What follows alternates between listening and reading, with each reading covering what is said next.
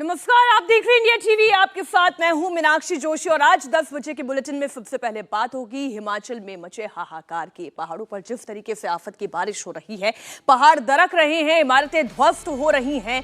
4 दिनों से सैलाबी संकट ने 71 लोगों की जान ले ली है।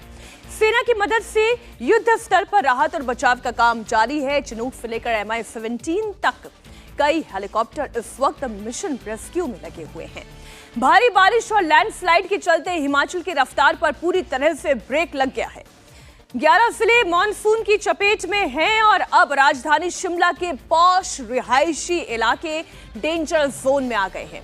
अब तक 10,000 से ज्यादा छोटे बड़े घर डैमेज हो चुके हैं। हम मुख्य शहर की बात कर रहे हैं, किसी गांव देहात की बात नहीं कर रहे हैं। SDRF, NDRF, आर्मी और एयरफोर्स की मदद से मिशन जिंदगी जारी है। 10,000 करोड़ से ज्यादा की संपत्ति सैलाब में बह गई है। सैकड़ों पुल टूट चुके हैं। 1200 से ज्यादा सड़कें डैमेज होने के चलते पूरे हिमाचल की कनेक्टिविटी टूट गई है। जो जहां है वो वहीं फंस गया है। खुद को बचाने के लिए भगवान से गुहार लगा रहा है। सेना के जवान देवदूत की तरह प्रभावित इलाकों में मिशन जिंदगी अभियान चला रहे हैं। ये 6 तस्वीरें आप देख रहे हैं।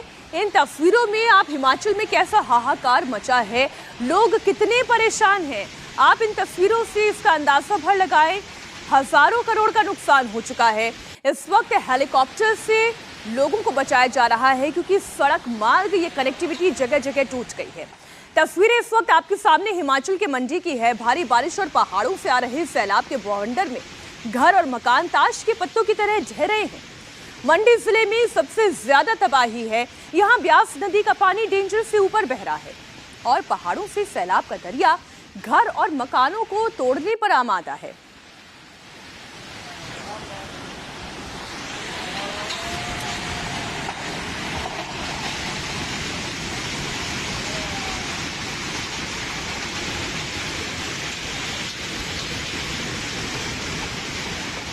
मंडी की ये तस्वीरें दहशत से भर देने वाली तस्वीरें हैं।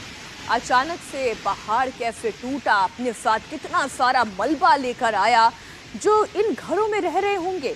अगर रेस्क्यू पहले ही हो चुका है तब तो बड़ी राहत की बात है, लेकिन जिस तरीके से कपड़े यहाँ पर लटक रहे हैं, सूख रहे हैं, पहले घर के भीतर से पानी होकर निकला और फिर अपने साथ पूरे के पूरे घर को बहा ले गया।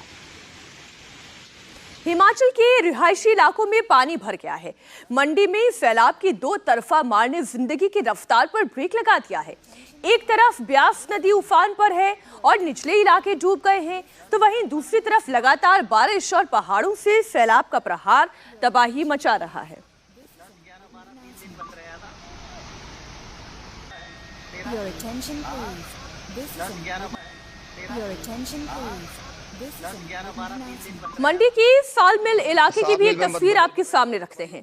यहाँ बादल फटने के कारण पूरा जनजीवन अस्त व्यस्त हो गया है। भारी बारिश के बाद आए सैलाब में बड़ी बड़ी गाड़ियां बह गई हैं। ट्रक हो, बस हो, सब खिलौने की तरह नजर आ रही हैं। 7 मील में बदल फटने के बाद ये तबाही हो गई है। पूरा नाला ये आ गया, सारा नाला नूला बह गया। वहाँ पे गाड़ियां थी पहले, अब ये गाड़ियां आगे लेके आए। ये गाड़ियां पलट गई हैं। लक्ष्मी गाड़ी भी पीछे वो फंस गई, उसके पीछे ट्रक भर गया। ये डेल्टन खड़ी है, इन गाड़ियों को पीछे धक्का लगा। धक्का लग के हमारी गाड़ी आगे आ गई। हमारी गाड़ी आगे ट्रक के साथ आगे भिड़ गई, सुंडे टूट गई आगे की। ट्रक रुका पड़ा है।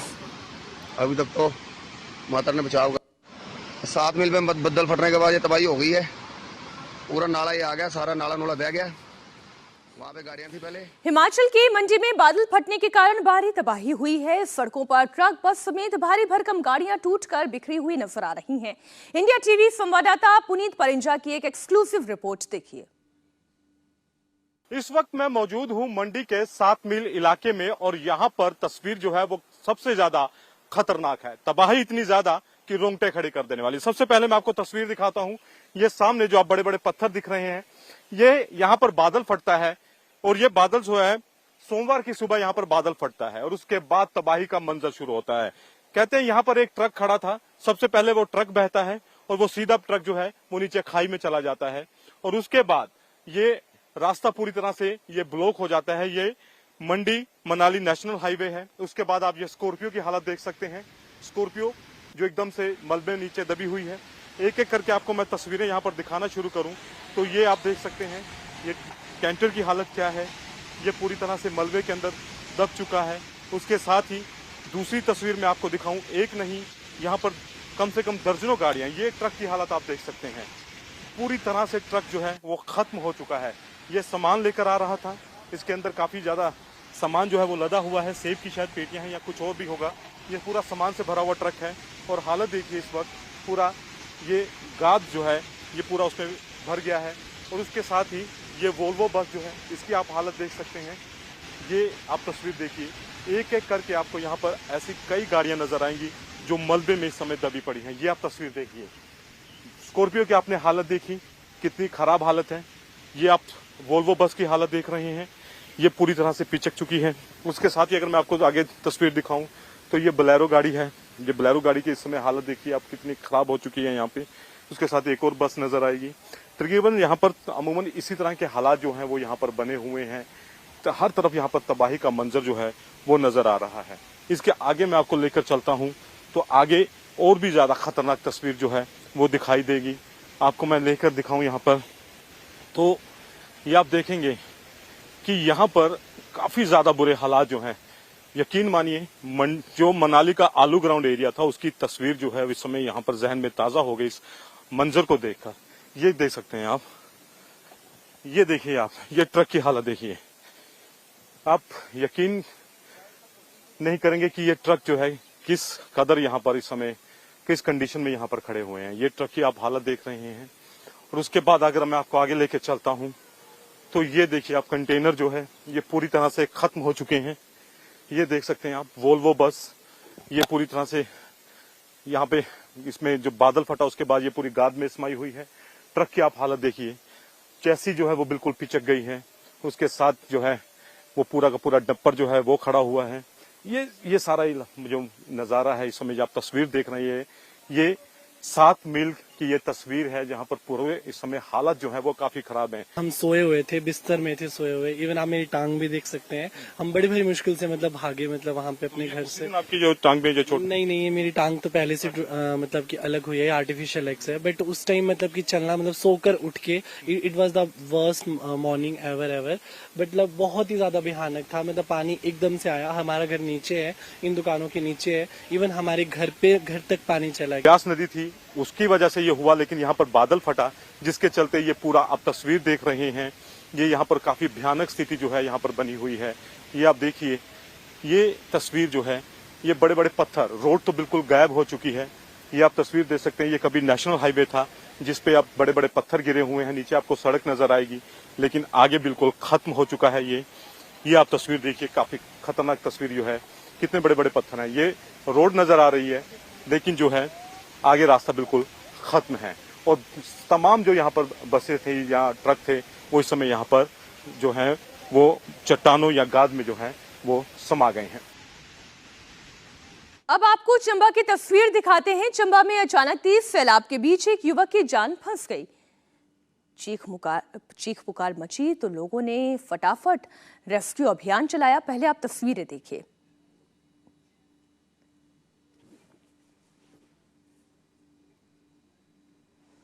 आप देखें, स्थानीय लोगों ने एक बड़ी मशक्कत की।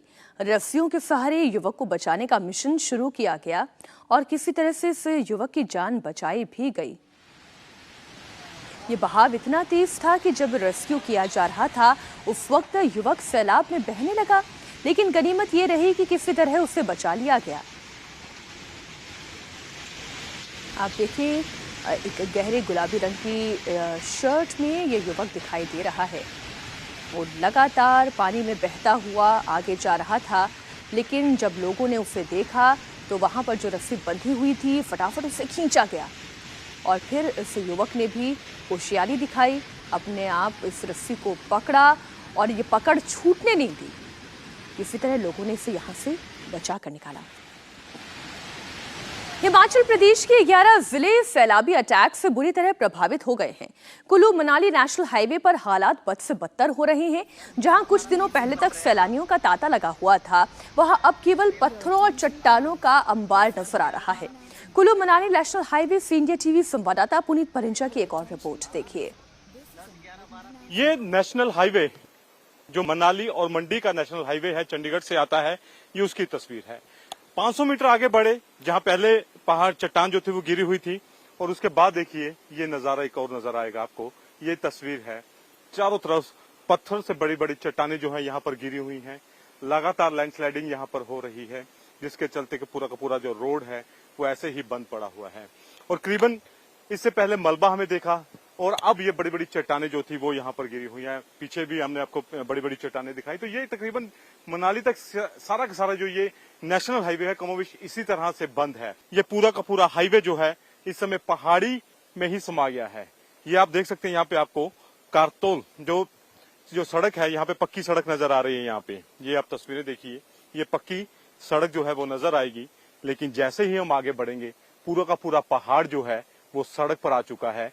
ये हाईवे की जो मशीन जो यहाँ पर लगी हुई थी वो इस समय पहाड़ में समा चुकी है, मलबे में दब चुकी है, और सीधा का सीधा पूरा का पूरा मलबा जो है वो नीचे ब्यास नदी में गिर गया है। ये ब्यास नदी और हाईवे बिल्कुल जो है आपस में यहाँ पर मिल गया है। नीचे मैं अगर आपको तस्वीर दिखाऊं तो आपको ब्यास नदी जो है वो नजर आएगी, और ऊपर पूरा का पूरा मलबा है। यानी कि ये पूरा रोड जो है इसको खोलने में काफी वक्त लगेगा। ये देखिए तस्वीर कितनी खतरनाक है।